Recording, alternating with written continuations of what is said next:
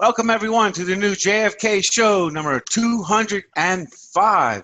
All right, we're going to have Larry Rivera steer the ship tonight, and we're also going to talk about his new book, which is, I can't recommend a JFK book any higher than that, and honestly, and then we have Dr. Fetcher's book. So between those two, I really think they're just essential reading for truth in the whole JFK assassination. So Larry, tell us all about your book, or let's plug it at least, you know, what it deserves to be. Well, we're going to talk about it in the second portion of the show, obviously. But I wanted to finish up on what we had started last week about Emory Roberts, which you know, due to time constraints, you know, with Mike Machanska, who was an excellent researcher out of LA, and who is writing a script for Hollywood on, you know, different aspects of the JFK assassination regarding Lee Oswald and the different patsies, which are of interest to him. And and you know, he's going to make us famous. But anyway, we got a very good response from Mike last week. People were looking forward to it again. But we had a little. Yeah, he's working on some stuff. Yeah, and I want to also mention that we have some very, very interesting information coming up in the next couple of weeks regarding Cuban operations and Cuban. Sylvia Duran? No. You know, I can't give it away, but you know, stay tuned because it's gonna really, you know, like Muhammad Ali used to say, we shook up the world, you know. Yeah. So anyway, but let me go on the screen share, Gary, here real quick, because this is something that Mike had looked at, and as you all know, Mike is an expert in filmography. Okay, can you guys see that? Yes, we can. Yeah, and Mike Machanska he's been in the Hollywood environment and everything. So you know, and as we all know, and Mike has told me that you know, a lot of the film experts in Hollywood don't even want to touch the JFK assassination because they know that the Zapruder film has been altered. They know that it's nothing but a fabrication. And but you know, he's told me that you know, these people, you know, have mortgages to pay, you know, and families to support, you know, so they will not go out on a limb and say anything about the Zapruder film, even though people like Sidney Wilkinson. Yeah. Wilkinson, yeah. And you have seen those slides. And she's got like a half a dozen film restoration experts. I've been in the lab. They have a very high quality version of the film. I was astonished by the clarity and definition. They were all dumbfounded that the backing out of the blowout at the back of the head had been done in such a crude fashion. Yeah, right. And we've also gone on to the other frames, you know, after 313 and verified and seen, you know, the magnitude of the blowout in the back of the head at 343 and Jim at 370, 72, right? Or 74, Jim? Say again? 374. Yeah, that's where I first found 374, yeah. And 343, which, you know, is just right where you found Jackie's gloved hand, you know, provides a perfect background. Yeah, that was a brilliant find, Larry. I just got to tell you, wonderful. Yeah, I don't know how anybody can even, you know, begin to, you know, deny and refute anything like that. But in this episode, in this show here, we're gonna talk about Emory Roberts. We started to do this last week, and we ran out of time. We ran out of time. And I just wanted to recapitulate here about Emory Roberts and go back here what he's doing in the Alton 6 photograph. And we have this one here where you can see as they're coming down Main Street, and we have this side-by-side comparison. And just so happens that the angle of the sun and everything are perfect so that we can do a side-by-side comparison. And then so people don't think that this is a shadow effect. Okay, and as you can see on the right here, Emory Roberts in the Alton 6, where apparently he's holding some kind of microphone device, you know, to his face, to his mouth, and where, you know, if you look at the other photograph at Main and Market Street, he is not. as you can see. And it's pretty obvious. And then we did an overlay comparison for people to look at. And you can see as the overlay, the opacity progresses, that there's something wrong, drastically wrong going on in the ASICs. May I say, for those who may be unaware, Emory Roberts, being in charge of the security detail, was the pivotal player in Dealey Plaza. He was the guy who was in charge of making sure the Secret Service did not protect Jack, that he was left vulnerable to assassination to guarantee he would be taken out. And you know, yeah, I'm gonna go ahead and read about Emory Roberts. Just what it says real quick. It says, Emory Roberts, SS Special Agent in charge of the presidential follow-up car. When Secret Service Special Agent John D. Reddy hopped off the car, right front running board at the sound of gunfire, Roberts immediately called him back because he didn't think Reddy would be able to reach the presidential limousine as he sped up and then as he was traveling. Notice how absurd. Notice how absurd is that explanation. That's right. That's right. And notice how quickly he responded to Reddy's reaction. In other words, he was ready to stop Reddy when Reddy was ready. And not only that, Jim, we know this is so shameful. And not only that, Douglas Jackson in the Newcomb tapes clearly said that 5 Secret Service agents got off and went. Right. And besides, they're claiming it was because the limousine sped up, but in fact, it actually was slowing down and coming to a halt. So the whole thing is a complete, Jackson didn't just say that in his in the Newcomb tapes. He also wrote about it in his manuscript that he wrote the night of the November 22nd, 1963. You know, he said, "Hey, you know, Secret Service agents, you know, surrounded the limousine with their guns drawn." But anyway, Roberts wasn't even the man in charge. It was supposed to be Kellerman, Jim, and he countermanded Kellerman's authority, and he. Well, I think Emory was in charge of the whole detail. Kellerman was in charge of the presidential limo. Right, and he and he went up and above Kellerman. But here's what we started to show last week, and this is that one unknown film that we found. Right. In that video, the last moments of the United States as a free and democratic republic.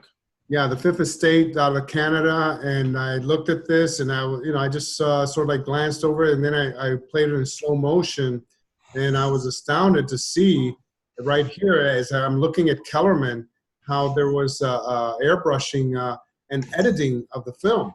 Okay, and this we looked at the motorcade route and how, and I thought this was really interesting because this was the original diagram of where the motorcade was going to go. And as you can see, it's going down Main Street. It does not go up Houston and Elm. It goes down Main Street, and then it goes off to the Stemmons Freeway, which is the way the motorcade should have gone. Okay. Right. Yeah. So much for blaming Oswald for knowing the parade route. Yeah. Exactly. I think that's a great observation, Gary, because if Oswald was planning this thing in such in advance and everything, then he just. Well, there's some reports, Larry, that he didn't even know the motorcade was passing by, and it was why he was late in joining the crowd and wound up in the position he was at the back of the crowd, leaning out to see what was going on. Yeah, and don't forget that he was making phone calls on the first floor within, I think, 10 minutes before the assassination, because Bill Shelley saw him there on the first floor making phone calls, and standing right next to the phone. Hardly the behavior of a participant in an assassination plot. Yeah, Jim, weren't you talking about this as a Canadian film where it escaped the scrutiny of the CIA? Yeah, absolutely. Right. Yeah. Well, what I wanted to let everyone know, they took it back to Canada before they had it developed. Yeah, we're showing it here in slow motion. Okay, so you guys can see exactly what's going on here. And here's Reddy. Okay, here's Landis. Here's, of all people, Clint Hill. And as you can see, he's holding on. They're sitting in a little chair. Yeah, he's where he's supposed to be, behind Jackie, on the JFK limo. And as you just saw, there was this black airbrushing that blocked here Emory Roberts. Okay. By the way, you can infer that Greer and Kellerman and Emory Roberts, of course, were in on it. Reddy was not, and I do not believe Clint Hill was either. I think those were, they were doing their job to the best of their ability under adverse conditions. Yeah, but notice here, as Clint Hill's right hand becomes obscured, and Kellerman, and we talked about this last week, how progressively here. And they're on completely different planes. They're at least Roberts, not Kellerman. Yeah, Roberts, and they're complete. Yeah, right here. Oh, now he's gone. Now you can see that. He's gone, and you've got something, and they're at least 20 or 25 feet, away from each other. I think they were worried questions would be asked about what they were talking about on the radio and whether there might not be transcripts or recordings thereof. Exactly. Most certainly, they didn't want to be. Exactly. That's exactly the point. There were no transcripts whatsoever. And as we go and look at the Dallas Times Herald photograph, as they're moving from Harwood onto Maine, and this is the position that Clint Hill was occupying. Well, Larry, look at that photograph. That's a president of the United States. He has no protection whatsoever. Yeah. Clint Hill isn't providing any protection, and nor is anyone else. Yeah. Zero. Yeah. Nada. None. Yeah, that's right. So as we went and isolated each and we blew up the images. Okay, this is Clint Hill. You can see his left hand holding on to the stirrup there, and the left hand, and they're in the opposite directions of each other. And then as we move on to frames 11 through 14, and Mike looked at this, and Mike immediately said, "Look, that's error." That is alteration. And then as you look at the right side of Hill's face, you can see that it's been you can see the airbrushing here and all of this area. And all of a sudden his right hand has disappeared, Gary. So, and this is I think this covers only maybe a second of the film, and when you look at it in real time. Okay, so then as the film progresses here, and I must say also that I slowed this down to milliseconds, okay, so that we could analyze, and as we see, obviously, something is going on back here with Emory Roberts, and I have to say, I'll say it right here, I think he was coordinating something about what was going to happen, down in Dealey Plaza. Oh, of course. That's what they were doing on that channel, Larry. They were talking about the assassination and how it was going to be carried out and where they were and whether people were in position and if they were ready to shoot. That's all. It would all be there in the transcript. That's right. So then we move on to Secret Service agent Henry Ripka, who everybody knows, anybody who knows anything about the assassination, and I want to play this film, okay? This is at Love Field now. That's right. And there's Ripka. And here's Roberts as he stands up. And he says, get lost. Here's Ripka. Okay? And, he had a counterpart on the other side of the limo who was also left behind. That guy right there, Larry, you see. Yeah. He's also left behind. Yeah. Two agents left behind. These are guys who would have run along beside the presidential limousine, the whole motorcade, and they're taken out. In other words, they're making sure they're stripping the security away right from the beginning.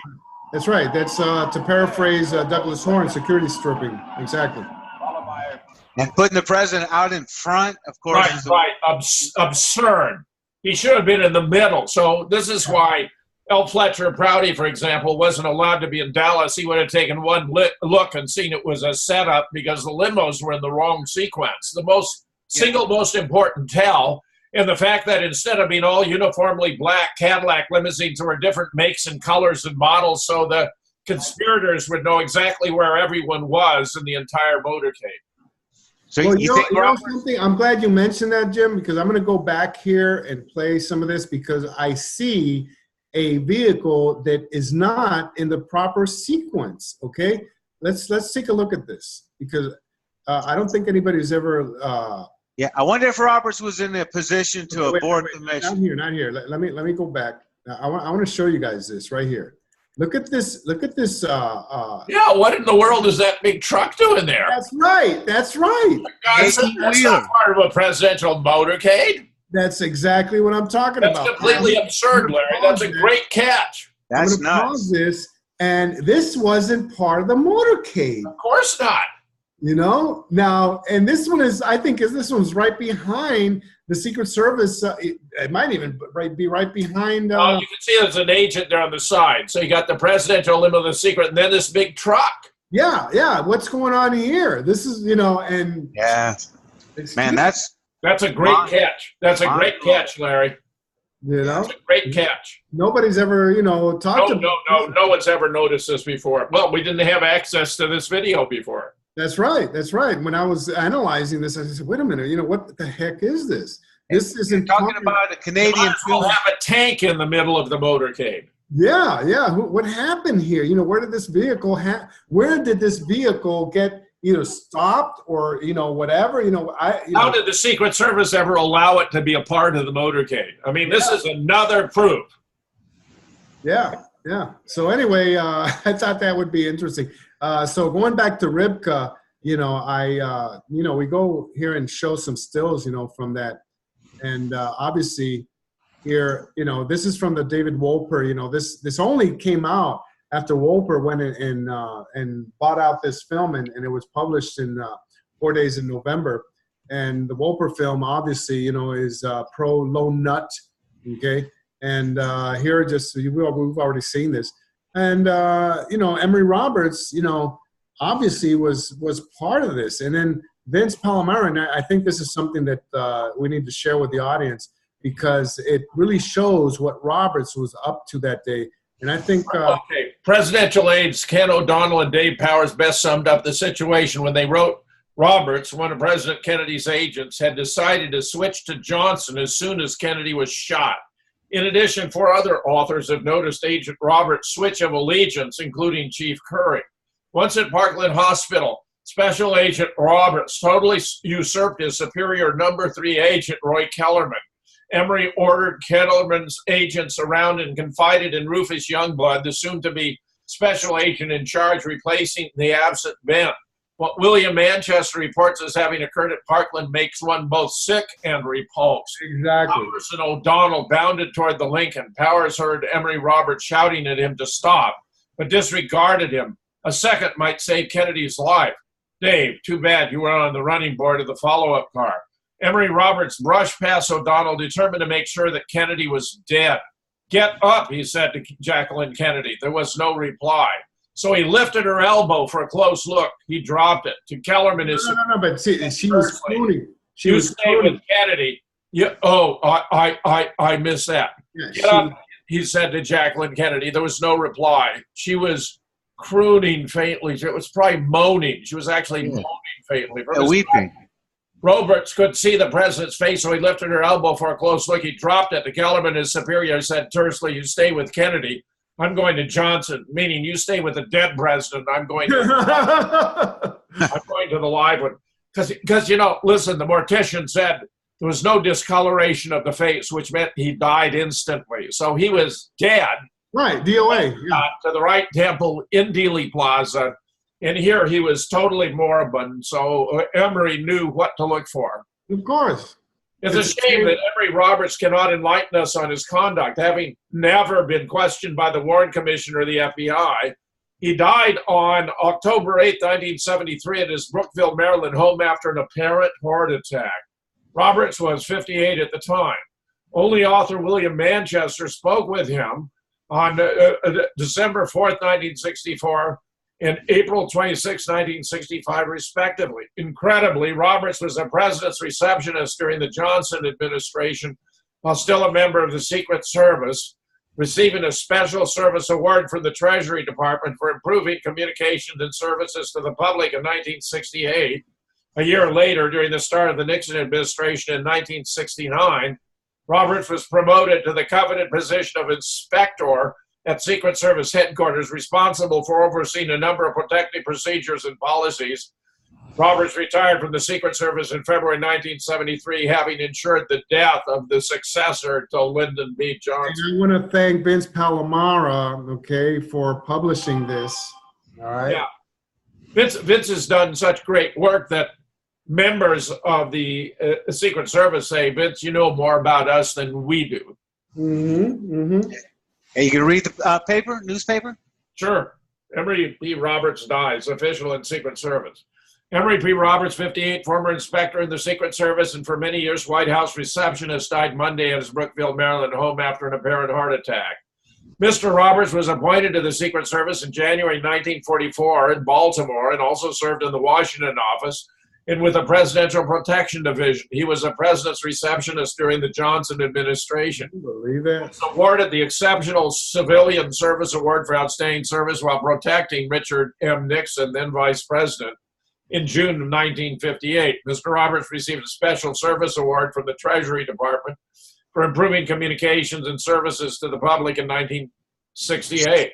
A year later, he was promoted to the position of inspector at Secret Service headquarters. In that capacity, he was responsible for overseeing a number of protective policies and procedures. Mr. Roberts retired from the Secret Service last February.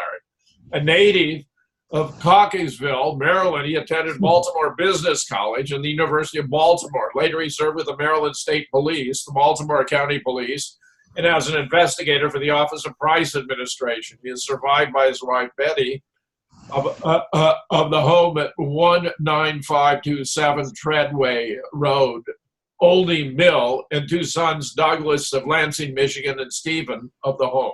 Yeah, I would like to say is Freddie Mercury of Queen used to sing "Any Way the Wind Blows." This is an ugly dude.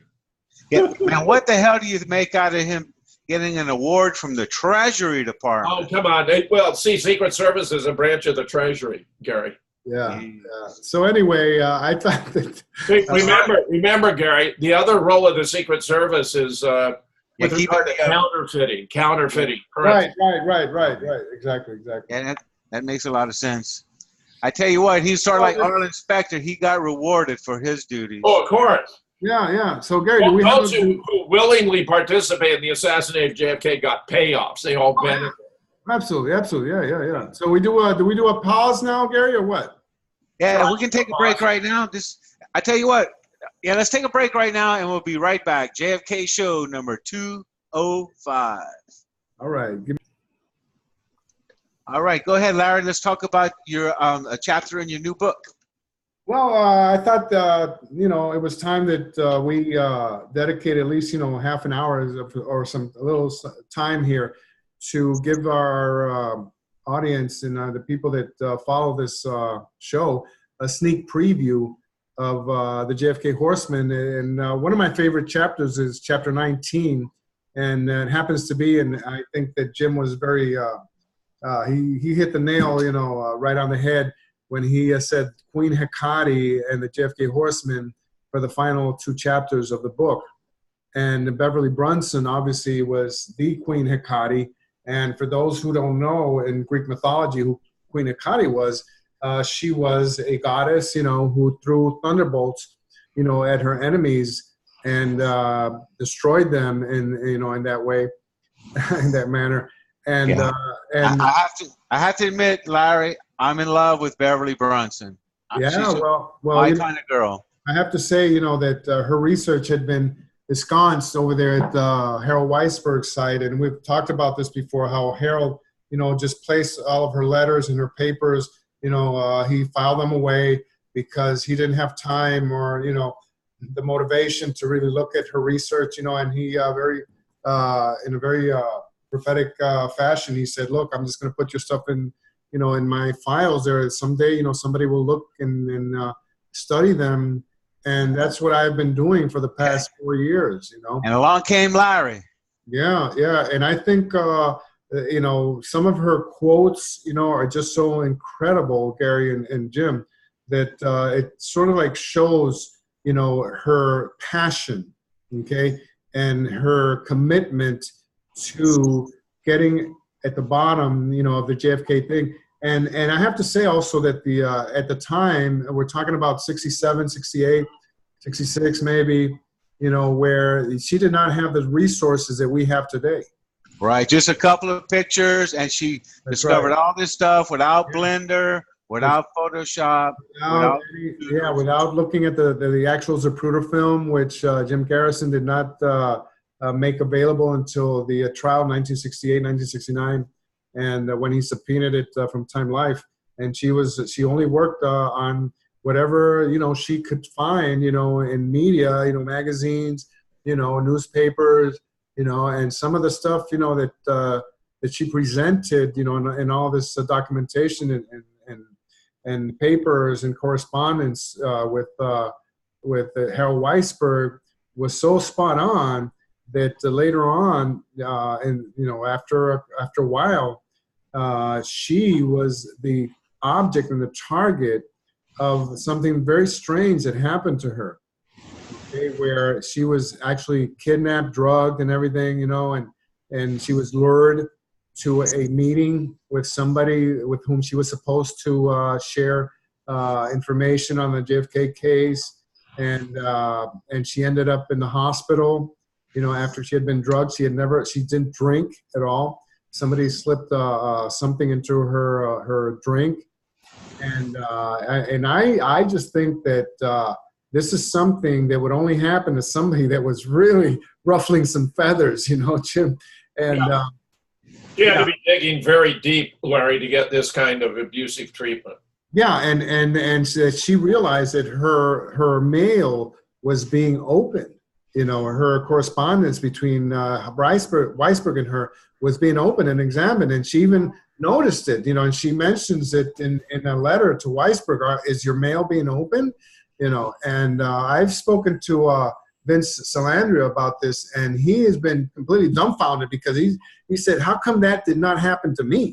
Because Vince was more, visible, and him and Harold Feldman, his brother-in-law, but Beverly was the one who was targeted, because, and that's why I thought that it was very important that we put all of her work into perspective.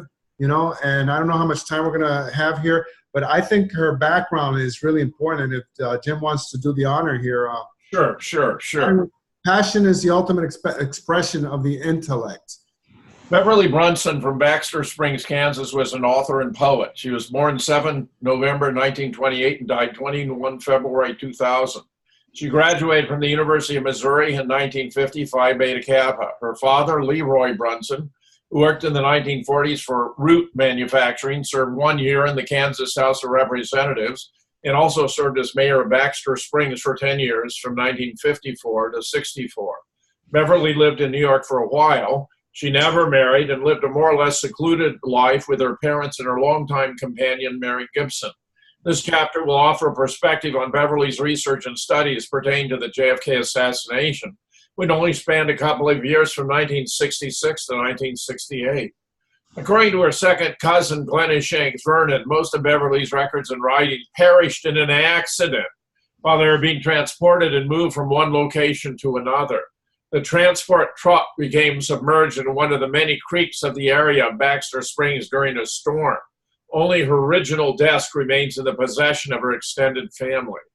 Miss Brunson's obsession with the JFK case centered on a few of the more important and controversial issues, which she felt had not been resolved, which is summarized in this quote from a 1968 letter to Harold Weisberg. "You will, I trust, forgive me for sending you so much, and at my own will. This case has come apart. I eat and sleep it, and I think the time is crucial. I have acquired a number of gray hairs these last 2 months, but I am not ashamed of them." Beverly Brunson, 28 March 1968. In 1966, Beverly established her first contact with Harold Weisberg. They never met, however. They maintained a casual relationship for a couple of years, where she sent many unsolicited letters and manuscripts detailing her theories while she pored over the 26 volumes of the Warren Commission and other printed media available at the time. She was an extremely well-versed and informed writer. who meticulously sourced her work with precision for others to follow and verify. Weisberg never discouraged Brunson from sending her research, however. With everything that he had on his plate, he admitted he could not properly address and analyze her work, opting instead to place her investigations in a university archive. Which she did. In prophetic fashion, Weisberg wrote the following in 1968. Generally speaking, even I can find no immediate use for it.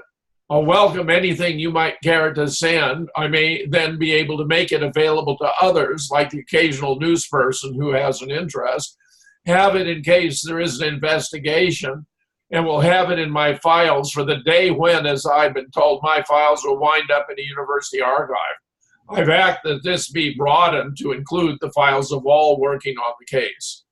Thanks to Weisberg's foresight, we can revisit Ms. Brunson's impressive work and appreciate the significance of her insight, industry, and perceptiveness.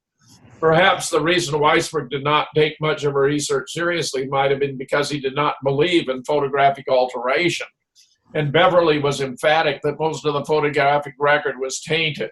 Time and modern technology have confirmed that Ms. Bronson may have been right in many of her theories. I think that's really impressive, Jim. Yeah. I agree. Not having the technical skills. And right off the bat, the way a Dennis Camino can do, for example. Yeah, and right off the bat, she was saying, hey, that Zapruder film, it's full of crap. It's been altered, and this and this and that. Right. So I think the very first researcher who can be credited with saying the Zapruder film has been altered has to be Beverly Brunson. That's wonderful. Yep. She's the champion.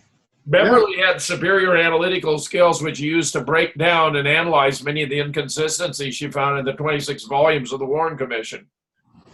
As Sylvia Marr would observe, the conclusions of the 888-page summary known as the Warren Report are contradicted by the content of the 26 volumes of supporting evidence. Yeah. This chapter will take a look at her work with Ulchin 6 and its controversies, including diversionary tactics she believed to be embedded in the photograph, and also analyze her work with a Zapruder film using the few Zapruder frames the Warren Commission published as exhibits, and those filtered by Life magazine, in Ulchin 6 versus Zapruder frame 255. In between, we will delve into other areas of Brunson's investigation, such as the Dallas Police Department and motorcycle escort officers, the Phantom ambulance, and the third victim of the shooting, and her findings on the Mormon photograph. These are but a handful of the areas of investigation that Brunson was involved in. Bear in mind that all of her analysis and research was done in the late 1960s. Hey, and I have to say, that's something that is really, really important, that she was involved in some of the most important aspects of the case, Jim. We're talking about stuff that today is still being analyzed, and in no uncertain terms, I would say Beverly had a great synthetic intellect where she could put together disparate pieces to diagnose what was going on. Otherwise, she wouldn't have been able to make these discoveries. Yeah. And of course, Mary Gibson was her companion, lifetime companion, and some of the passages of the letters, that back and forth with Weisberg suggest that both of her were deeply involved in the case, and they formed a team. Okay, so I thought that it was very important also to give Mary Gibson, some credit. But these passages from a couple of her letters to Weisberg suggest her lifelong partner, Mary Gibson, aided in her research. Miss Brunson sounds stiff at this late date. Mary and I are working hard. We think it best to do it right. It is going to take some more time. It is all there. I wish I could talk to you. Feel the need very much. The next time you are this way, perhaps we could come to meet you and talk an hour or so. Perhaps you might have a layover at the Kansas City or Wichita airport sometime. Dear Mr. Weisberg, a picture of me. He's asking her for a picture, Losbury, okay, I'll see if I can get Mary to take one of me on her new color Polaroid, and I will obtain one of her too. Somehow, though, I can't see a picture of me in anybody's files except for comic relief. Yeah, laws of mercy is an expression, like, oh, mercy. See, I don't know the expression, laws of mercy. Thank you. Laws of mercy, which is another thing. It's no words when expressing who she believed was responsible for the assassination, from the president all the way down to individuals in the DPD, who she suspected were closely affiliated with right-wing organizations, about which, of course, she was correct. Yeah. Was convinced the original plan of the conspirators was to set up Oswald as part of a red conspiracy, which would bring about an outright response and provoke a retaliatory invasion of Cuba. She's spot on. Yeah. For example, the Julianne Mercer incident, she suspected, was planned to draw attention to the Knoll, the Goldwater stickers on 2 vehicles that cruise the west parking lot of the TSBD behind the Knoll were indication that whoever was behind the assassination wanted to make sure the Republican right wing could have also been suspected and would have provided a special personal name brand or pathological stamp belonging to whoever was behind it. Brunson came just short of naming LBJ as the mastermind of it all. She concluded that all this attention was dropped in favor of a low nut scenario, much to the detriment and objection of the Dallas Police Department. That's some really heavy stuff there, Jim, where That's very good. That's very good. Emphasizing the whole. You can see her making her way through this morass and sorting it out.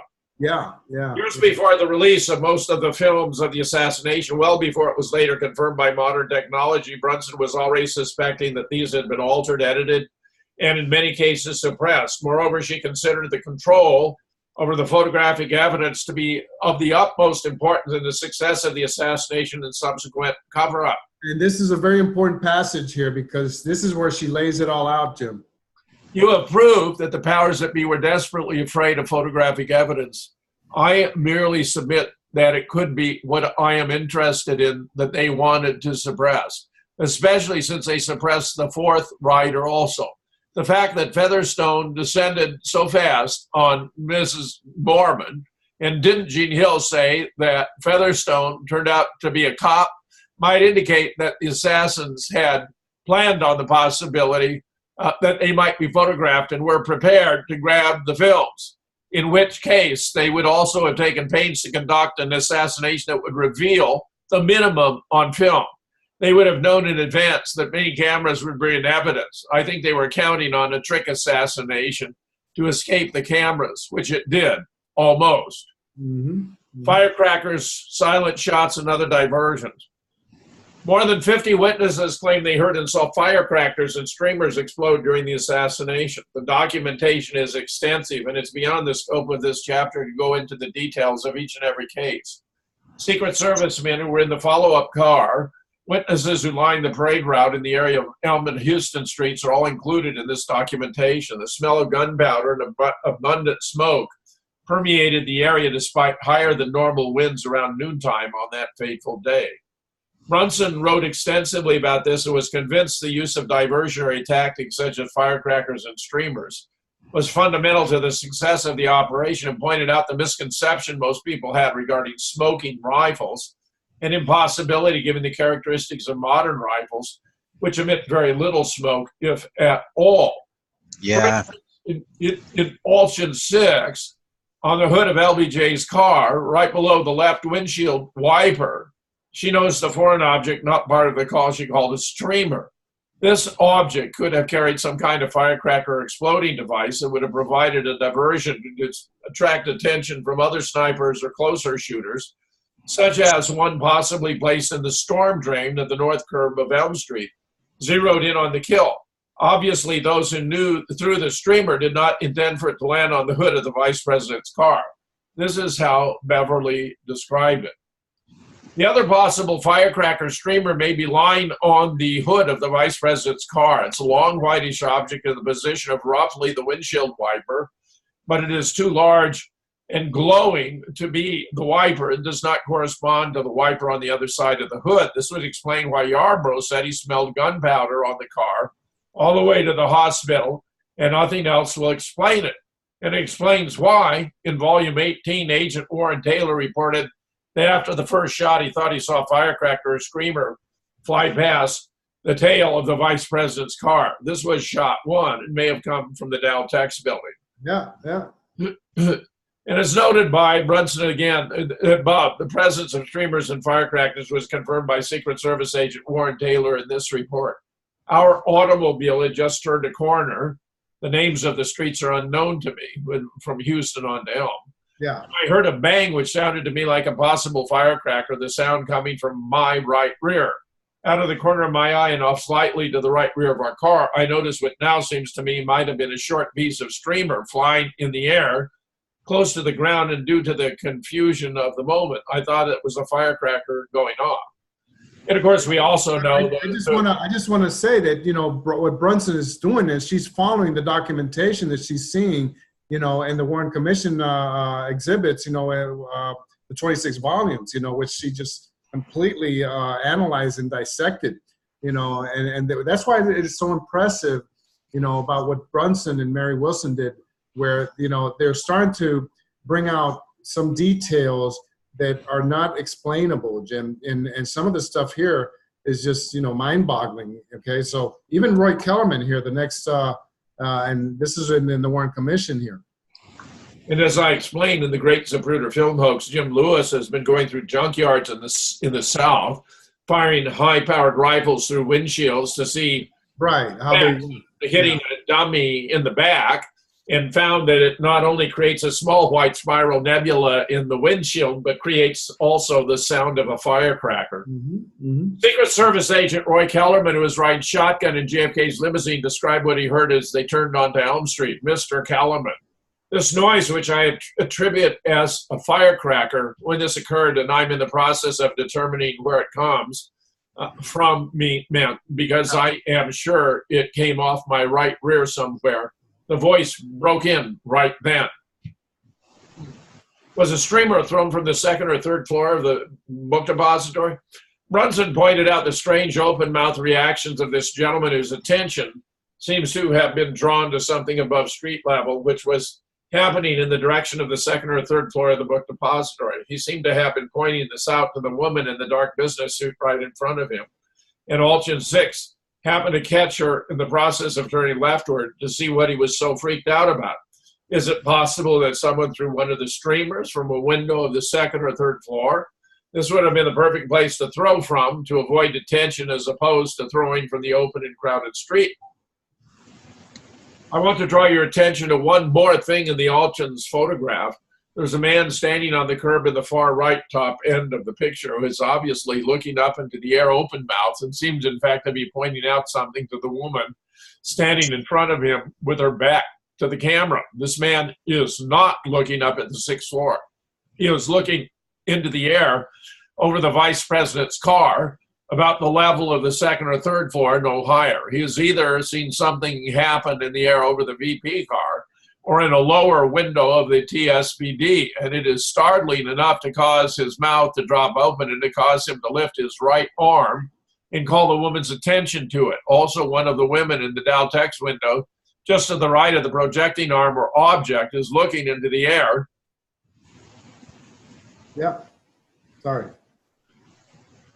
Is looking into the air at about the same position. What have they seen in the air? Additionally, a woman on the second floor of the book depository said the second floor window shook. I suggest it could very well mean that a large torpedo exploded in the air in front of those windows. Yeah. Silent shot. Why use firecrackers and streamers, one might ask? These, according to Brunson, would have been used to divert attention away from what really did the damage that day, silenced weapons. By carefully studying Zapruder film still frames, Brunson determined shots could be detected at Zapruder frames Z227 and Z234, where Kennedy and Connolly were reacting independently of each other to being struck by different bullets. And of course, already that's indicative of at least two shooters right there. Right. When you combine this information with Weisberg's discovery that had been a shot prior to 210, perhaps as early as Z189, she was able to ascertain that silenced weapons were the only means of achieving this.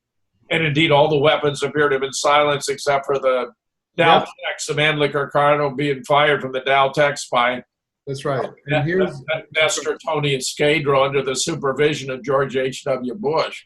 The only problem with her witnesses, she wrote, was that most of them heard one shot followed by a long interruption. In between, she detected reactions from Kennedy and Connally that were out of sync with those reported gunshots.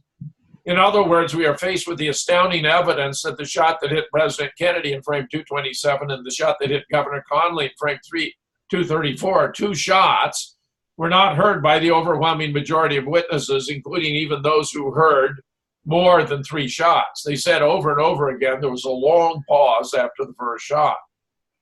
This is nothing short of amazing to me. I do not hear shots were fired, nor that other shots were heard. I simply cannot ignore the fact that 2 shots, which occurred precisely in that long pause after the first shot, it seems irrefutable to me, used in the assassination. I think there's parts missing that. Yes. Silencers were used. Some witnesses were definite that they did not hear rifle sounds. They thought they heard firecrackers, torpedoes, dumballs, backfires, and blowouts. Others were certain they heard rifle shots. One man who heard rifle shots even remarked the shots didn't hang in the air long enough to be a rifle. These discrepancies might be explained by assuming that the sound of exploding firecrackers or shots was immediately followed by the sound of a silencer. Some witnesses heard the one. Some heard both, the primary and the secondary sounds. Governor Connally, for instance, heard 1 shot from a rifle before he was hit, when he should have heard 2 shots. Precisely what you're talking about with those windshield impacts, Jim. Yeah, this is just brilliant work for someone operating under such crude and awkward circumstances. Oh yeah, absolutely. That's why we have to cite her work. She had a very powerful mind. Another thing, there was too much attention drawn to rifles in this case, and much of it before the assassination, specifically the events at the Sports Drone Rifle Range. There was absolutely no attempt to incriminate Oswald as a lone gunman with a Mannlicher Carcano. Instead, attention was drawn to men, one of whom resembled Oswald, with rifles, motorized rifles passed over the fence, etc. Rifles. But if the attempt had been primarily to incriminate Oswald, his name could have been left on the register at the range, as Mrs. Davis makes clear in her testimony. If the plan was primarily to draw attention to rifles, it succeeded. Where was the man with a silencer? What would have been the advantage of a silencer when shots were loudly going off on the knoll and up toward the corner of Elm and Houston?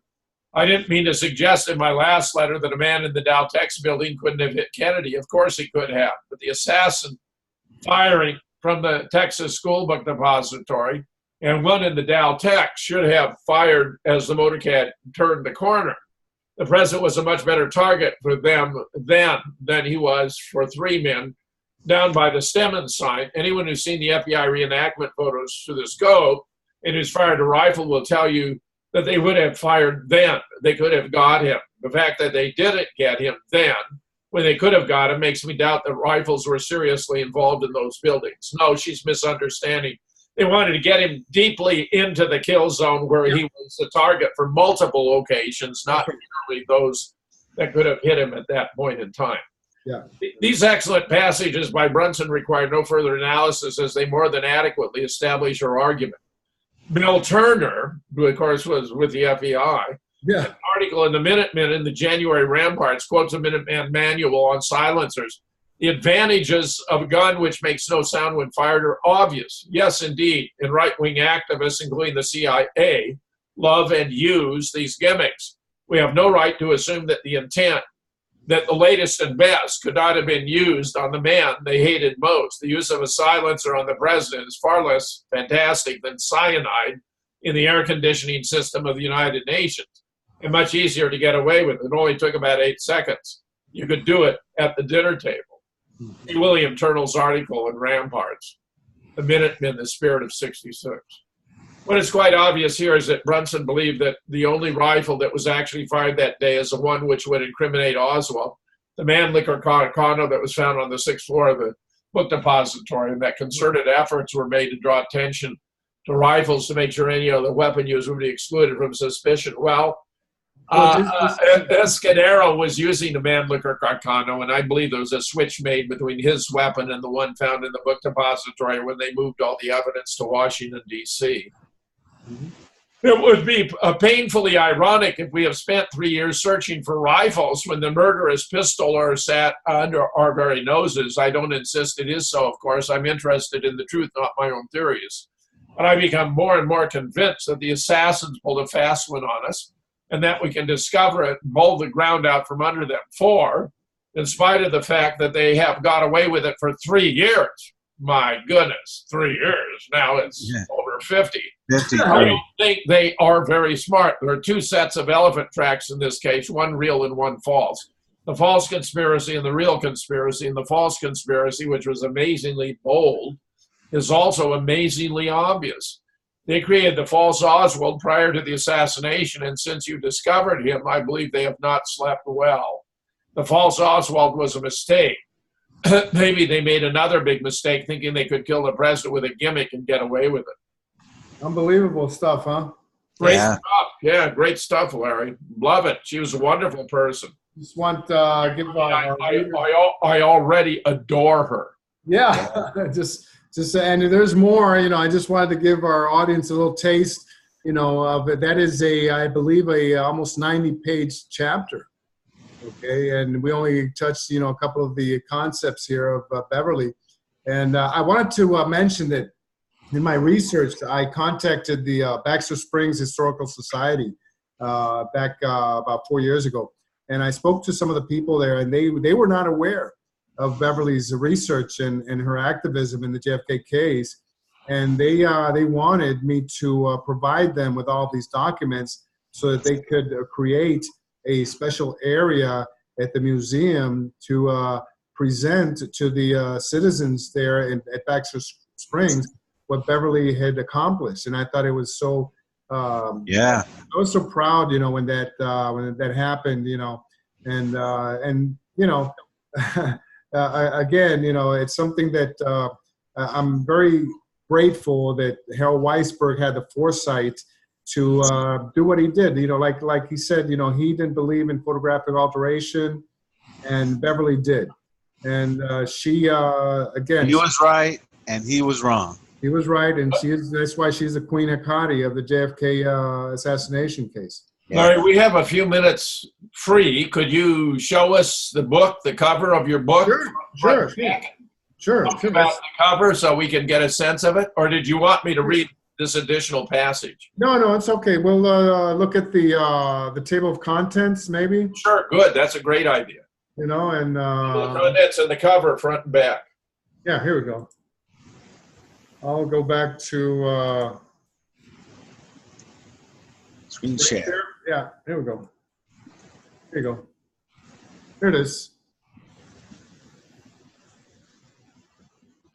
JFK Horseman now available.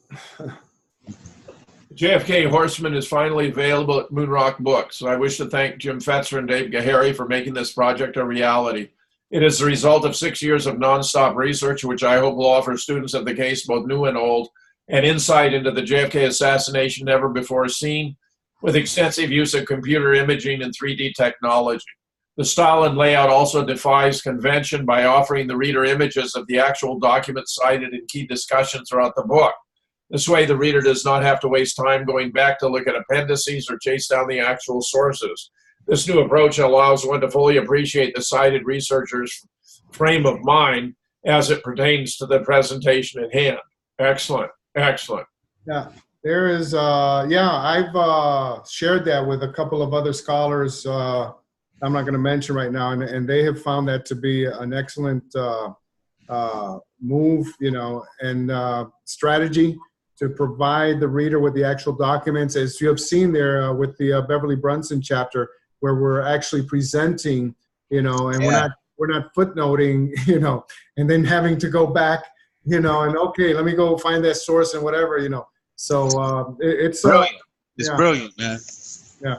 So this is a table of contents, and it goes from, and Jim actually was the one who organized this, and maybe he can go on. Sure. Just sketch through it, right?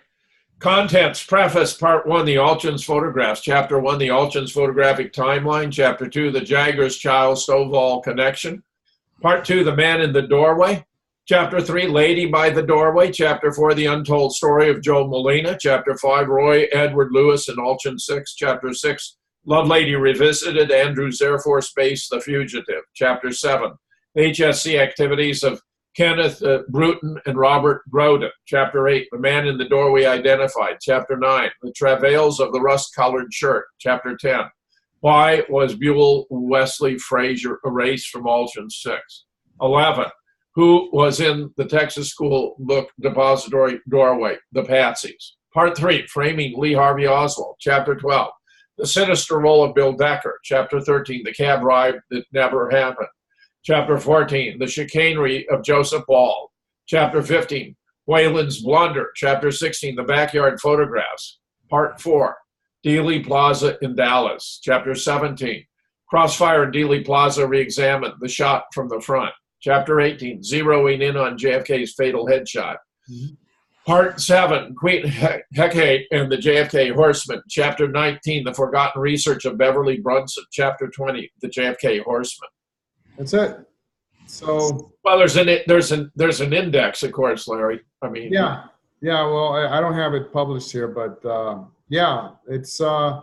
You want to show us the back cover and just comment on it ever so briefly? Oh, that's okay. That'll be over here on Moonrock Books. Let's go to the. You guys see this here? Yeah. We go to Moonrock. Yes, we can. Okay, books. You're gonna have to. Here you go. There's a back cover. Very good. Yeah. Thanks, Larry. Yeah, we use the Blender images here. Yeah, and like Jim said, Blender is a very important component, of this work, and it's something that is cutting edge, never been done before, and I hope that others follow in the initiative that I have started here. Creating a three-dimensional a model of Dealey Plaza and all the objects that are involved, by following what I've said before, reference images. And by using reference images and Robert Cutler's map, which we have talked about many times, in the other shows, Robert Cutler, who was the architect who created that schematic representation of Dealey Plaza back before Dealey Plaza was altered, okay? And in that way, we can use reference images such as the Alchin 6 and some of the Zapruder frames, such as 255, and create this three-dimensional representation. And then go and look at trajectories and study exactly what happened there at Dealey Plaza. This is a fine-looking cover. Why don't I read the back? Thanks to Larry Rivera, we finally know how and why Alchin 6 was altered. After recovering misplaced interviews of the 4 JFK Horsemen by Fred Newcomb, a first-generation student of JFK, Larry discovered not only that all 4 confirmed the limo stop, but that Officer Hargis had parked his bike and had run between the presidential Lincoln and the Secret Service Cadillac up toward the grassy knoll from which he believed shots had been fired. Officer Jackson motored his bike up the grassy knoll until it fell over and then proceeded on foot in search of the shooters. At the same time, Clint Hill rushed forward and pushed Jackie back into the car from the trunk where she had climbed after a chunk of JFK's skull and brains. 5 Secret Service agents surrounded the Lincoln, one taking a piece of skull from a little boy and tossing it into the back seat. These discoveries have thereby revolutionized our understanding of the extent to which the films of the assassination, specifically the Zapruder and the Nix, have been edited to remove the limo stop. No serious student of JFK will want to miss this book. Larry Rivera has proven his genius at research on the death of our 35th president, Jim Fetzer, PhD. Well, I just want to thank you, Jim, for the opportunity, and Dave Kahary, but I think the key to all this were the Newcomb tapes. Okay. Yeah. Yes. And because you and Gary have been part of this, since we first started to work on this, in 2014, and it took me, I don't know, 6 or 7 months, to transcribe those tapes. And I can't, say enough about Tyler Newcomb, for, making those available to me. Obviously, his father was not aware of the importance of what was said in those tapes. And, I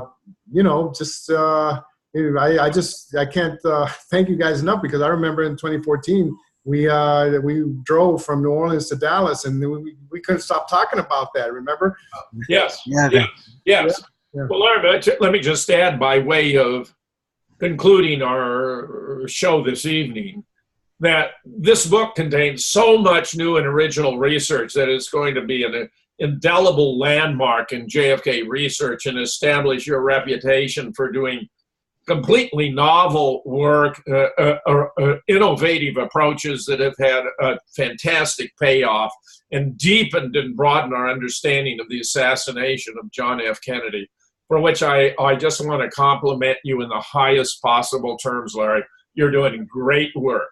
Thank you. And you guys were part of it, because you guys went with me down to Dallas to Dealey Plaza, and we did field work together, and those are days, that I'm never going to forget. I remember Gary and I walking together over on Beckley, to trace Lee Oswald's steps, step by step, to see if the timing corresponded, with, when the supposed cab ride, dropped him off at a certain point, over there on Beckley, and then walking back, and then going to the Texas School Theater, and going in there actually and buying popcorn, and so, a lot of things.